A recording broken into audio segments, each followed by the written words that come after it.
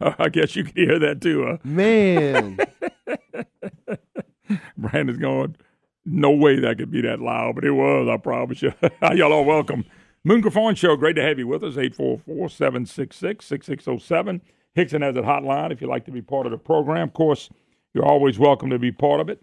Got a great guest today. Been looking forward to this. Mr. Paul Schumacher joins us. You've heard us brag about Schumacher Homes now for a little while, and got a chance to meet this guy. This is a great guy that's done a lot of stuff, and he builds a heck of a home. Paul Schumacher joins us. Paul, how you doing, sir?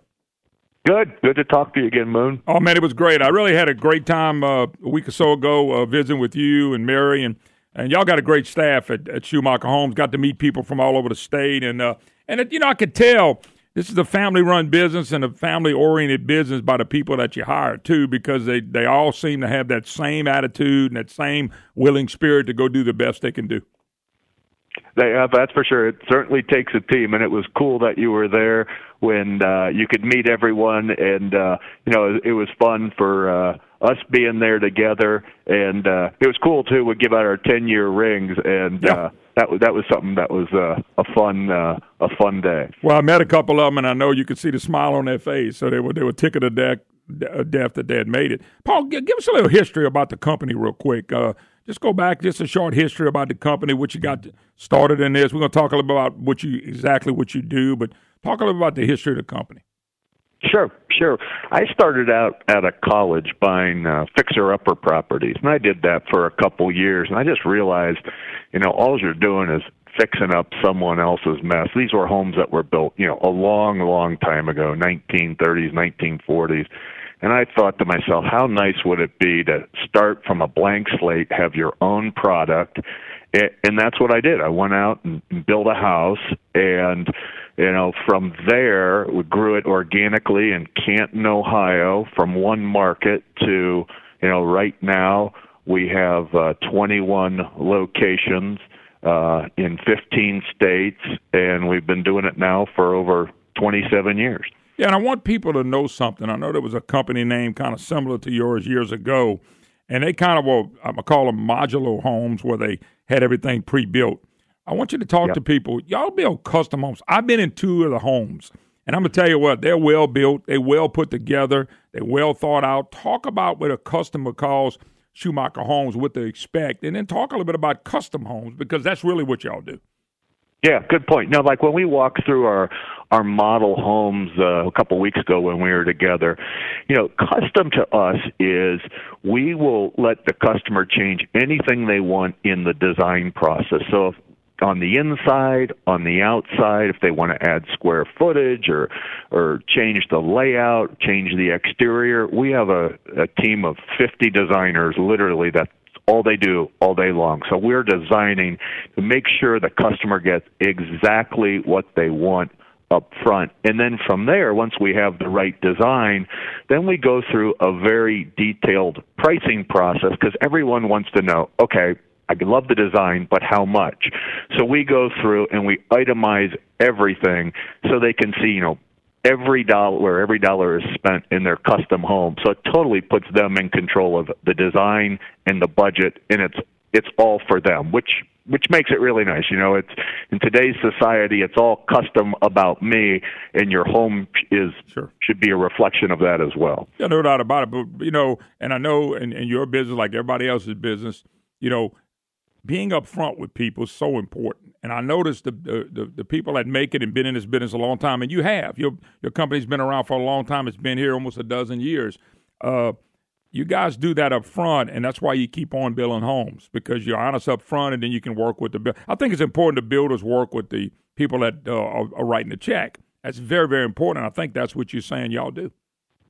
It's funny. We build all of our model homes on the highway, and if you think about it, everything we do is for a long-term investment. I think customers appreciate that, because if you go in and you stop by one of our model homes, we're going to be there today and we're going to be there 10 years from now, so they can kind of walk through what they like in their home, and then just start this whole process. But again, everything's there for the long term. Yeah, one of the things I heard from somebody that actually y'all built their homes was one thing about them. They were up front with us, and they made it an enjoyable experience. Talk a little bit about that because, see, Paul, I think having an enjoyable experience is most people say, that's not what I had when I built my home. They talk about the problems here. And don't get me wrong. Y'all not perfect. That's not what you're saying. But I tell you what, the builder has a lot of responsibility in making that customer feel good. But I think that's what y'all do and try to do on a daily basis.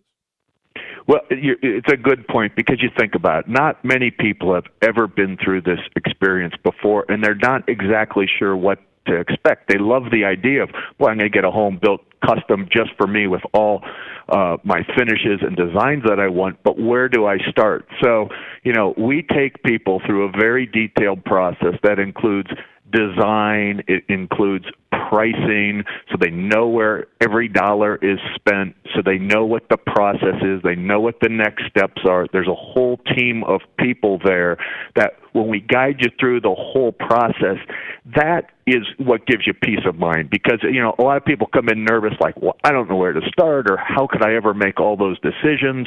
And then we take them through from the concept to the design to pricing it all the way through our one-stop shop design studios where they get to literally pick every fit and finish that goes in their home. Yeah, no doubt about it. We're talking to Paul Schumacher. You heard me talk about him. Schumacher Homes, SchumacherHomes.com. If you need a new custom home built, they're right here in Louisiana, been here a long time. They're using people right here in Louisiana. The guy that built my house actually works for them, and they do a wonderful job of helping build a home. You owe it to yourself to at least call them, get in touch with them. But now, let me ask this. Let's talk a little bit about the website. If they go to the website and they go to Schumacher Homes, what do they expect from the website, and does that lead to the first phone call? Let's talk a little bit about that. Yeah, great point. The website's great, so you can look at our Baton Rouge location. You can see the model homes that are there, our Shreveport location, our Lafayette location. You can look at all of that. There's plans online. But I would tell you, is the websites are good, but nothing substitutes the place of coming out and seeing and experience model home firsthand. Because you can't, when you look at a website, you can't get excited about the height of the ceilings and the layout. But when like when we were together in Baton Rouge last week, you could see the height and the design, and it all comes to life. So the websites are great, but the best thing is get some information there, which is great. Everyone does.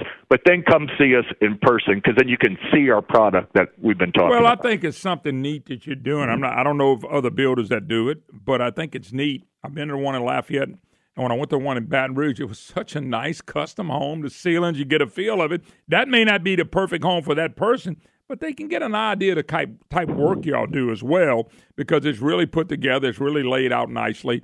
And that's why it's a custom home. It's your custom home. But start with the website. But I agree with you. I think if they'll call and talk to your representatives and people that work for y'all, they're going to get a good feeling before they ever get there. Yeah, agree. Yeah, no doubt about it. By the way, I owe you a fishing trip, too. By the way, I want to get that redfish. I talked to Captain Norman. He says that he can put you on a fly rod with a redfish. He sent me some pictures of some beautiful speckled trout he caught yesterday, but he's catching them real shallow, so that's right up your alley. So we're going to get that done because I need you to come down here and get some good Louisiana hospitality and some Louisiana redfish. I would love to get that goal done. That would be awesome. All right, somebody just texted me and said, if a person has their house plans already drawn, can he take home plans and give an estimate to build? This is a question I just got from a buddy of mine that has the plans already. Yeah, that's a great question. What I would say is, we have over 200 plans, and that will change any of ours on the inside and outside. So chances are we have something really similar.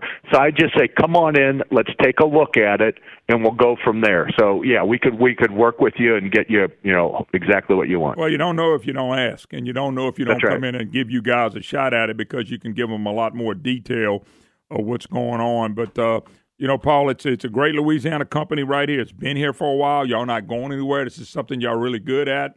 And you're like a great Louisiana family. We're a lot about family down here. We really are. I mean, family is big in Louisiana, and family companies are big in Louisiana, and that's really what Schumacher Homes is all about. Well, we've enjoyed the friendship. It's been fun, and like I said, I'd love to get back down there with you and make that fishing trip happen. And sounds like a perfect that's way to... the only way that doesn't happen if you don't come back down. Well, I'm going to be coming back down, so this is going to work out just right. Yeah, I can't bring Hackberry to you, but you can come to Hackberry, and we'll do that next time you come. Paul Schumacher, Schumacher Homes. Hey, Paul, anything else you want to tell the people out there? No, I think the biggest thing is just come see for yourself. That's why we built the model home, so you can see them in real life, experience, see what feels good to you, and it's a great starting point for your new custom home. Paul Schumacher, SchumacherHomes.com, folks. Trust me, these guys, they know what they're doing. Anyway, give them a call or go by and see the beautiful homes at Baton Rouge, Shreveport, and Lafayette. Paul, God bless. We'll talk to you later. All right, Moon. Good time to spend time with you. Yes, sir. We'll do it again soon. All right. All right. We'll take a quick break. Hoping to get a call from Lance Harris, one of the TV stations taking Republicans to task on the pay raise, Brandon. Teacher pay. Republicans don't want a teacher pay raise. Anyway, we hope to hear from Representative Lance Harris. We'll be right back. Hi, y'all. Welcome back. Moon Griffon Show. Don't go nowhere, folks. We got a lot going on. Appreciate Mr. Paul Schumacher. I got a Cane River pecan giveaway. You're not going to believe what we're giving away today. And it's only one day a week. The end of king cakes. Oh, yeah, baby. We're going to give away a king cake. But we're going to jump gears first. We got Lance Harris, Representative Harris, right here in the great old state of Louisiana. Lance, how you doing, sir? I'm doing great, Moon. How are you doing? I am doing superb, sir. It's been a while. But I know I'll have you back on soon because we're right around another session.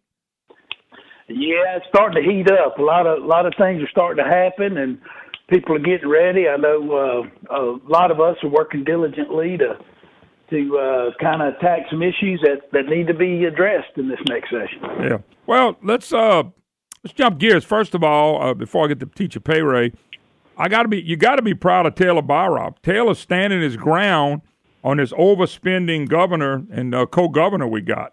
They're standing. He's standing his ground, saying, "Look, there may be some money, but we're going to make sure there's some money." And so my question is, with Taylor standing his ground, why do you think it's important he stays in the same position he's in by saying we're not going to recognize any money right now? Oh, because look, it's been proven over and over again that if you're not prudent, which the REC has not been in the past, that you end up having a deficit or you have a shortfall. Look, let's just go back 2 years. Do you remember John Bell Edwards, the governor, called the legislature in for a special session to address a $100 million shortfall? Do you remember that? Yep, and sure then did. He used the rainy day fund to plug that hole. Yep. Well, guess what? What the speaker bore out yesterday was that the REC projection that they wanted him to recognize in November, in 75 short days to yesterday, that projection had already gone down $60 million. Wow. So but see, by the way, Lance, you don't read that in a newspaper. You don't see that on TV. Well, absolutely not. You have to watch the REC. I mean, the speaker said it himself yesterday, and the economists agreed with him. So had that been, accepted in November, we'd be looking at having an executive budget presented to joint budget next week that had that $60 million in it that may not materialize. Wow. I think that the speaker is absolutely right in taking a conservative approach because this has happened to us every single year. And as the speaker said yesterday, he's not comfortable with knowing or thinking that the surpluses and some of these things are caused by economic activity. They're more or less caused by the actions of the legislature and the administration, i.e., higher taxes. Yeah, no doubt. Well, look, let me stop you there. Just the amount of income taxes they stole when we got the Trump tax break that we never received. I think some people got their first paycheck. They had a little bit more money. And all of a sudden, the next one, they didn't have any money again. That nobody's talking about. Absolutely. That was a big chunk of the $670 million supposed shortfall that we had. Mm-hmm. So, the $900 million. So, it came right out of the taxpayer's pocket. There's a lot of things coming out of the taxpayer's pocket that need to be addressed, and a good debate needs to be had. And I think this kind of sets the table for that. Well, no doubt about it. But see, once again, and I didn't call Taylor. I was proud of him taking a stand. But you just mentioned a $60 million swing just by him being patient since November. But you don't see that in the Advocate. You don't see that in Gannett. You don't see that in the TV stations. They don't print that. They only print with one side. Example, this is John Bel Edwards isn't getting financial boost. He hoped would help pay teachers pay raise. Fourth time Republican House Speaker blocked the income forecast. It's John Bel Edwards is trying to help you teach, but these rascal Republicans keep screwing it up. That's what the headlines are in the biased fake news media. Absolutely. I read them today. And yesterday they said GOP House leadership blocks, teacher pay raise and blocks REC projections. Well, look, let me give you one. Let me give you another one. House Republican leadership again blocks effort to improve state budget. And that's what they're doing. See, and a lot of people read the headline going, damn Republicans, but they're not reading the rest of it. They're not listening to what you just said on the $60 million difference already. Yeah, and look, Moon, I'll say it again. The REC is set up to have unanimous votes for a reason. One person can disagree. What if speakers in the past, administration in the past, would have had the fortitude like this speaker to disagree with the forecast, whereas what I'm talking about, where they were using non-reoccurring revenue and applying it and paying for reoccurring expenses. You know what that did? It created a budget hole that we had to deal with, and we were warning them the whole time. What if someone at the time on the REC would have objected? We wouldn't be in the mess we're in now, a lot of it. So I appreciate what the speaker's doing. It takes a lot of guts, and he's doing a fine job. Oh, no doubt about it. I think he's been right on the money. You proved the $60 million. By the way, the REC is off about $300 million every time they give a prediction, aren't they? I mean, they've been off for like 10, 15 years. They've been off a long time with most of their predictions.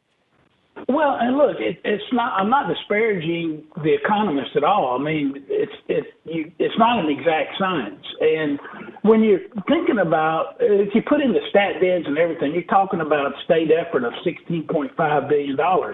If you're off 1 or 2%, that's a whole chunk of change. That's a lot of money. So it happens every time, one way or the other.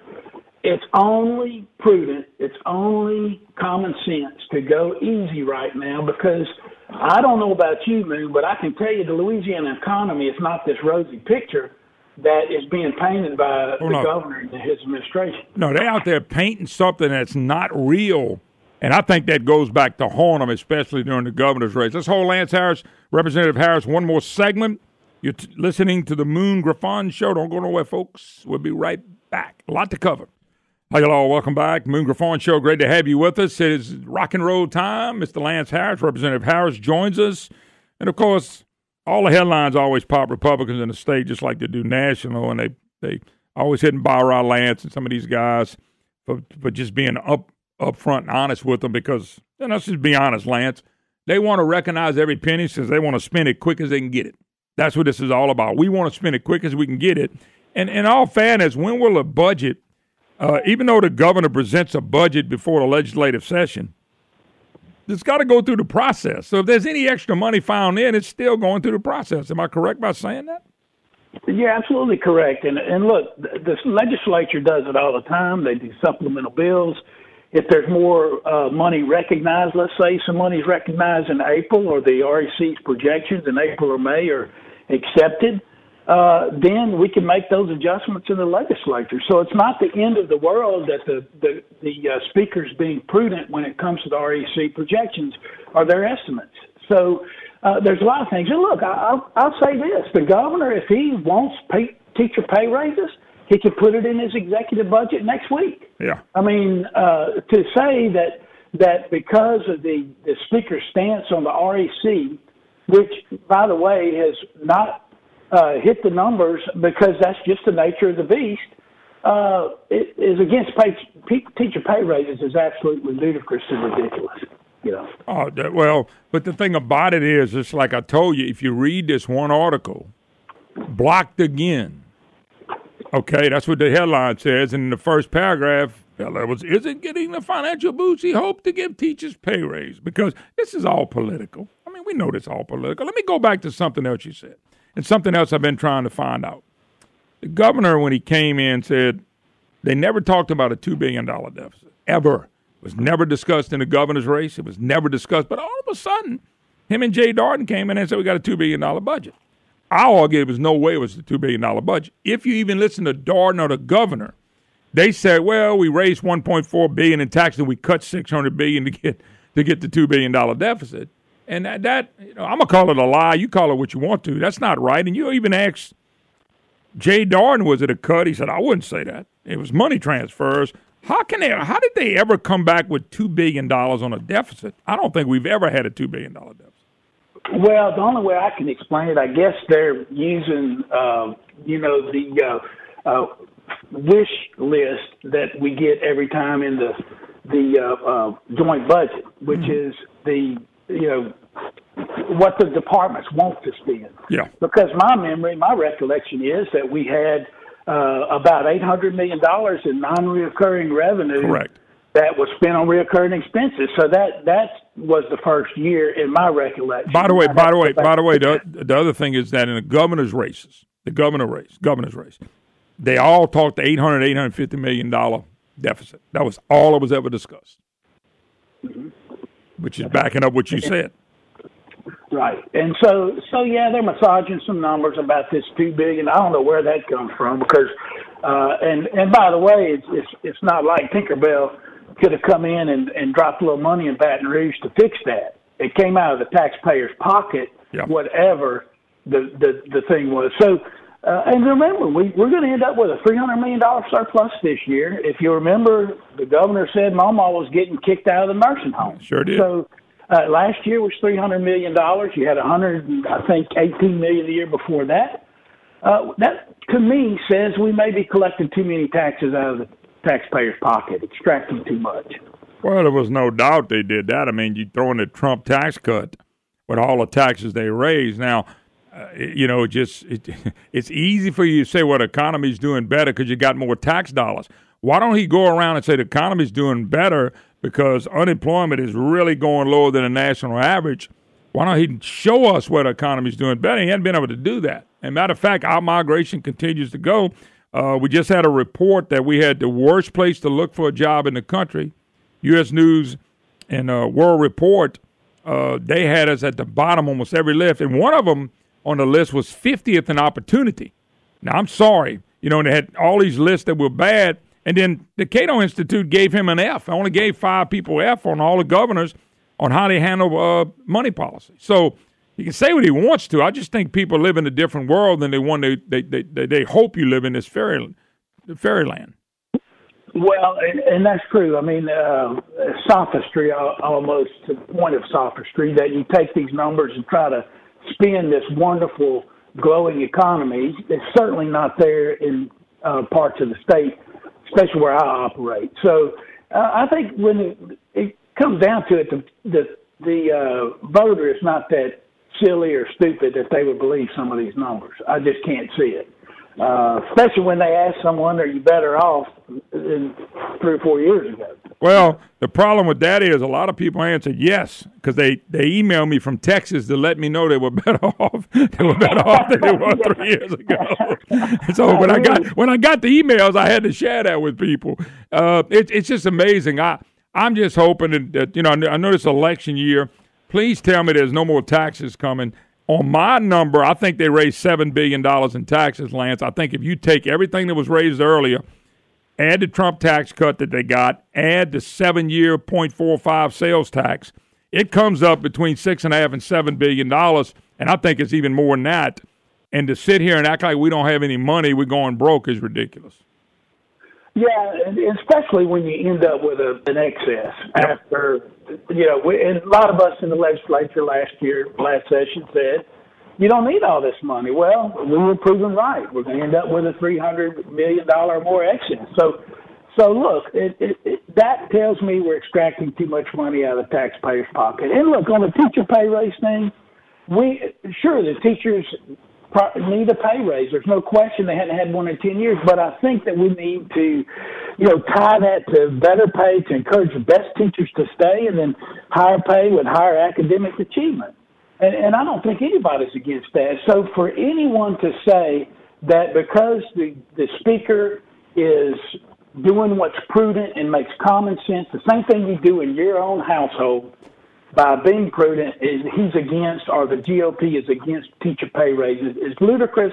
It's an out-and-out lie, and I think it's very disingenuous on the press and everybody else. Well, the media has been doing this to you guys since he got elected. They feel like they helped get him there, and I think the whole thing is to keep him there. I personally think he's going to get beat. There's no doubt in my mind he's going to get beat, and I think people are starting to see through all the false narratives of the media, and we'll see what happens. I know that's a whole nother deal. What do you expect in the session? I know there's a big push to get a road tax done. You really think they can get a road tax through this year during the election year like this? I think it'll be difficult, and as I've said before, when people are educated on where the existing trust fund goes, they want some stuff fixed. For instance, in their own report, LDOTD tells appropriations, you can go look at it on the House Fiscal Division's site, their presentation, that 72% of all your trust fund money goes to salaries and benefits. Mm-hmm. And the reason that is because we have not addressed the retirement system in the state of Louisiana. Yep. We have, and every time we've tried to do something, it's been blocked by the administration, and the governor has come out publicly and said he's not going to allow for the legislature to fix that retirement system that continues to grow, and grow, that he wants a fixed benefits program that just doesn't work anymore. So fixed disbursement. Yeah, until that's fixed, it's just going to keep eating it up. So in other words, what you're telling me, you can give them all the money you want for roads is going to retirement, but that's not only in that department, that's in a lot of departments. Right. So once we address those things, we address some of the efficiency issues, I think then you tell the taxpayer, we're going to come back to some taxes. Look, if you have $300 million in a surplus, if it was me, I would spend that on infrastructure or a majority of it to get the trust of the public back. That, yes, it's going to brick and mortar on these roads with this surplus. Once you've proven yourself for a couple of years, then come back to me as a taxpayer and say, I want to extract an extra 20 cents out of your pocket or 16 cents out of your pocket on every gallon that you purchase. Until then, I'm not comfortable with it because we hadn't addressed the rudimentary problem of overspending. Well, let me ask you a question. When Mr. Wilson goes out and say we can only buy 10 cents what we used to can buy on roads, is because we're spending the money on all this retirement system and number of employees. Am I correct by saying that? It's nothing to do with, we're not taking the money and putting it on roads, I guess is my point. Well, they have just enough money to do maintenance and do some stuff with the federal matches. But and what he's talking about is inflation eating up the 16 cents. I get that, but look, you have to address how you are spending that money. Their own presentation says 72% of it goes to salaries, benefits. We have to look at that and say, how can we make that better?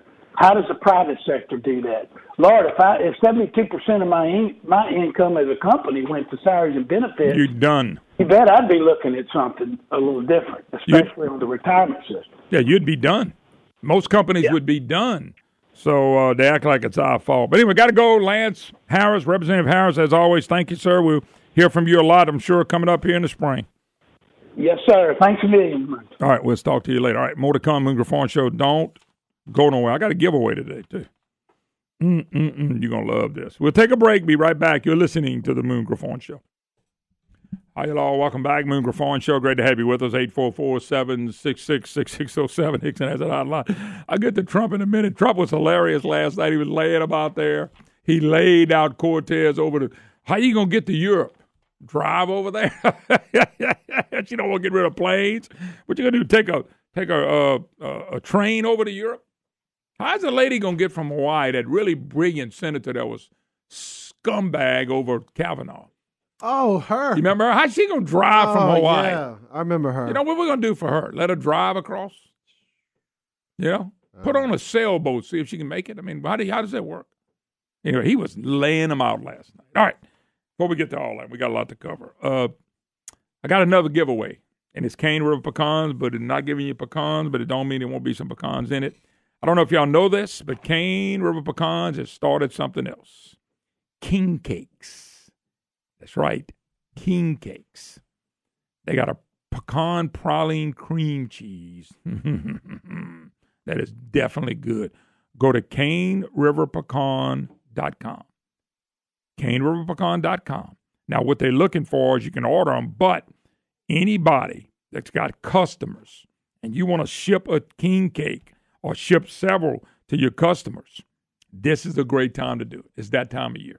And Cane River Pecan can do it, and they can do it right. So go to the website, caneriverpecan.com. And if you'll go, and especially people who want to ship king cakes to customers, you know, y'all all got them. We all got them. So, man, I'd like to send some king cake, maybe in the state, maybe out of the state. You need to give this a try. They're delicious. Absolutely fantastic. And listen, what we're going to do today only. We'll do this every Tuesday for 3 or 4 weeks. We're going to give away somebody a king cake from Cane River Pecan Company. That's right. All you got to do is email me, moon@moongriffon.com, moon@moongriffon.com. And for the next 3 or 4 weeks, on Tuesdays only, we're going to give away a king cake from Cane River Pecans. But I'm telling you, you folks out there looking to brand your name out there with these folks and send something really good, you're going to love Cane River Pecans king cake. This stuff is delicious. And Brandon, before you say it, you're going to get a taste of one in about 10 days. Okay. Maybe sooner. No. You're going to get to taste one. Okay. And I got mine. Oh, you got one already?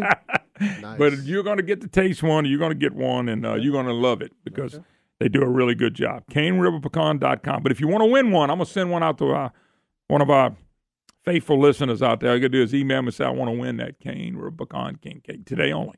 All right, 844-766-6607. Hickson has it hotline if you'd like to be part of the program.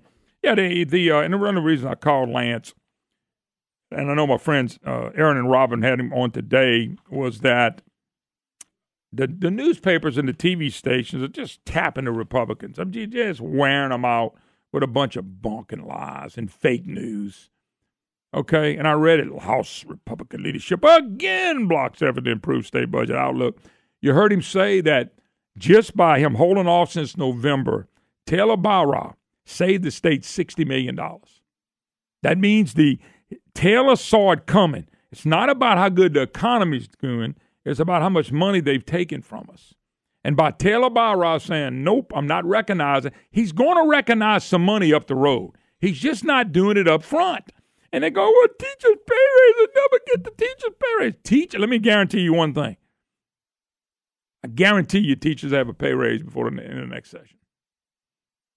Now, Brandon, what we ought to do is like we did with the Calicott. Calicott didn't call to get back on the program, has he? No. Okay. No. Remember they did when we closed his hospital? Yeah. And I told him they wouldn't come back after. He told me he would. He hadn't. And so what we do, if a school teacher wants to come here, I'll tell you to chill out. You're going to get your pay raise. Okay? It's political. Bell Edwards is doing this 100% for you to vote for him again. It's all political. It's for teachers' unions. They have money to run against the Republicans. Teachers' unions endorsed him last year. This is the payback to them. Everything Edwards has done has been payback to the people who helped him get elected. And the media, of course, Jim Beam, Gannett newspapers, and the Advocate, Times-Picayune, they're right there with him. So what they do is every time a House Republican does something, they pop them. After a House Republican leader, for the 4th time in his many months, blocked Edwards' administration push for an improved outlook. Now, John Hilario said we have in the meeting. Taylor Barra said we can do it in April. They're not listening to Taylor, so they keep bringing up the meeting so the press can write, 4th time this man's done this. This is the 4th time that he's not allowing teacher pay raises. And it's not true, folks. I would tell you, just like I wanted to just about bet Calicott he would get his money. Teachers are going to get a pay raise. It's done. Everybody's going to vote for it. And eventually they're going to recognize some more money because we've been overtaxed. And so when you're overtaxed, you get more money than you're supposed to get. So you can holler. That's what's bogus about Edwards and what the press is doing. They're trying to shove something down your throat that you don't want. How many of you people would just go to the house and say, I think today I'm going to just take me a little castor oil? How many people just say, today I'm going to do that? No, you're not going to do it. Then why would you believe Why would you believe in what this man's trying to throw down your throat when you know it's not true and you don't want it in you? There's no booming economy here. Everybody else is. We don't have new taxes coming in because we've got a better economy. We got new taxes coming in because we were taxed $7 billion. You know, but they keep throwing this, shoving it down your throat. And Hilario keeps calling these meetings. You know, you got Jay Darden, which, by the way, you have a chance to vote against him in the fall. John Hilario and Mr. Richardson's been there forever. They get this wrong most of the time. And it's just killing them. It's just killing them, folks. They want to spin it. But Hilario said he worried that the REC's failure to act on a new projection could threaten the teacher pay raise. I want to do all I can to support that effort. Yeah. The man who helped get us in all the places that we're not doing well in the state, he led the charge for that. And now all of a sudden he's the guru for teacher pay raises. He's been sitting in a powerful position for the last 10 years. Why didn't he push a pay raise over the last 10 years? I'm just asking. If he's raw for the pay raises, why didn't he do it? Why hadn't he got him pay raise? Why hadn't he fought for pay raises all these years? But boy, all of a sudden he's fighting for it now. It's just incredible to watch. And that's who we're dealing with. We're dealing with the same old people doing the same old thing, not changing anything. And unfortunately, people believe them and the press writes about them. All right, we got a lot of stuff to cover. Trump's speech was great. Cortez, how do you take a train to Europe? Telling you, somebody texted me last night. I had to turn it and watch it. If you got a chance to watch it, he was on the money on a lot of stuff. So anyway, we get to all that, and of course, your calls are always welcome. You're listening to the Moon Griffon Show. We'll be right back. Hi, y'all. Welcome back. Moon Griffon Show. Great to have you with us. 844-766-6607. Hickson has a hotline if you'd like to be part of the program. By the way, we will give away a Cane River Pecan King Cake. You heard me right. They are now shipping and selling king cakes. Now, can you imagine eating their pecans, a pecan praline cream cheese from Cane River Pecans?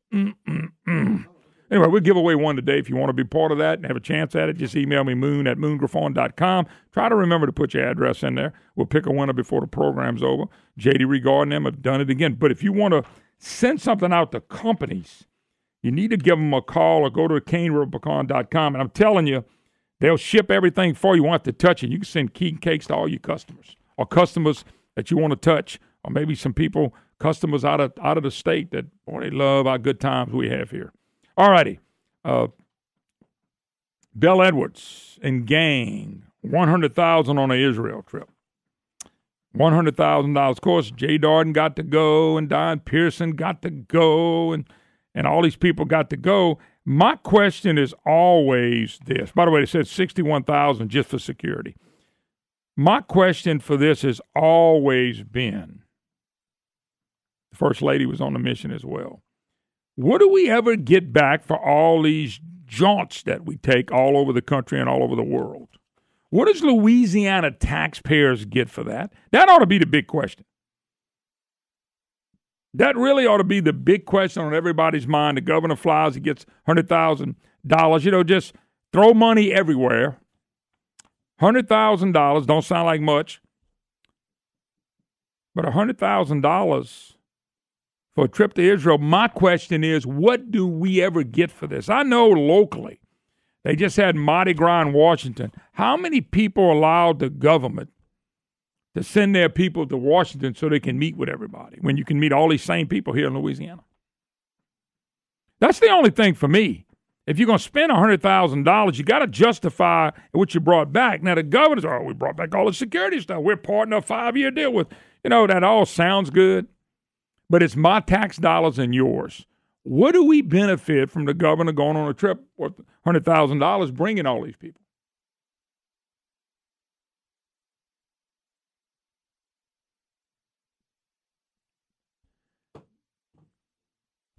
That's my question.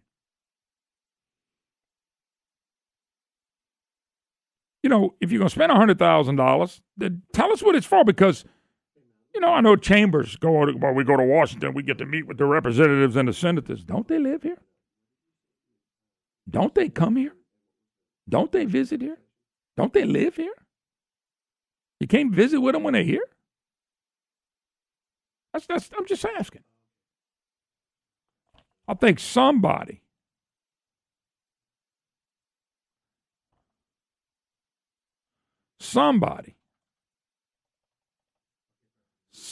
out there has to know what the trip was for. Somebody has to know what the trip was for. What was the purpose?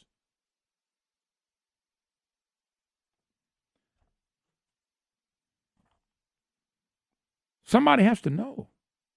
Just spend the money. Try that at home, Brandon.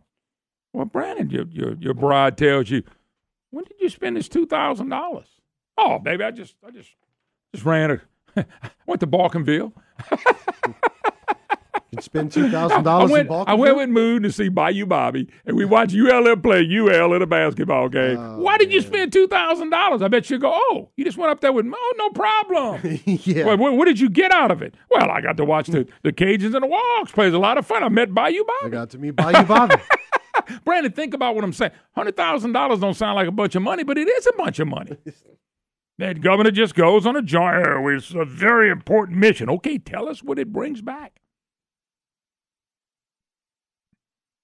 I mean, that's what I want to know. Don't y'all want to know what the trip was for? I want to know what the trip was for. I think it's a legitimate question, but we're not going to get a legitimate answer. We're not going to get a legitimate answer. I mean, we're just not. We're just not going to get that from anybody. And that's a shame. Well, we spent $100,000. No big deal. We went to Israel. Hell, if he's going to go, why don't you go to the Bahamas and have fun? By the way, this goes for Republicans, Democrats, all of them. Every single one of them. $100,000. Just wasted. Couldn't that have paid for a few teachers' pay raise, Brandon? Brandon, if I'm right, if teachers are getting $1,000 pay raise, mm-hmm. would that have paid for 100 or 1,000 teacher pay raises? Well, I just want to know how much of those teacher pay raises, if it gets approved, will actually go to the teachers. Well, they may get the money of the teachers, but my question is, $100,000 would give how many teachers a pay raise at $1,000 a pop? Ain't that 1,000? Yeah, 1,000. Yeah. I mean, if I'm wrong on the numbers, I'm throwing this out of my. I'm throwing the this numbers again, Moon. 1,000 times 1,000. That's $1 million. Yeah. Okay, then that's 1,000. Mm-hmm. 1,000 people would get a pay raise if he wouldn't have went on a trip. That's 1,000. That's 100 people could have got a pay. Not 100. Let me back up. 100 people could have got a pay raise of $1,000 on the trip. He wouldn't have went. Right there, he could have got 100 people teachers pay raise. Right there, his one little move. But they're going to come back and say they did something when they didn't. All right, 844-766-6607. Hickson has a hotline. Maybe you people think, maybe somebody out there can tell me what we accomplished by going to Israel. I would love to know. All right, Madeline. Miss Madeline, how you doing? Good. How are you? I am doing superb. Good. I can't tell you, what that trip was for. It's probably a waste of time. But anyway, I can tell you, I'm with Fleur de Lis Republican Women, and we have a meeting tomorrow at 6 at the Petroleum Club. And Sharon Hewitt is our keynote speaker. She's a Louisiana State Senator for District 1. And she will be talking about, of course, what's going on in the state and possible her plans and her future political career. And we also have Gus Rance.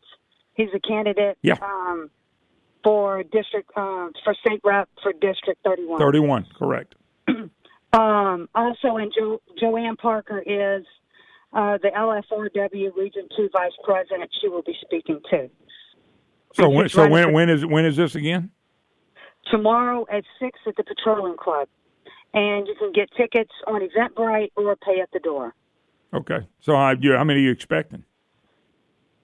Tomorrow night, anywhere between 50 and 80 or more. Okay. Tomorrow night's could be a good crowd. Yeah. 50 is conservative, but I bet we can have about 80 or more. You have a good crowd. All right. Tomorrow night.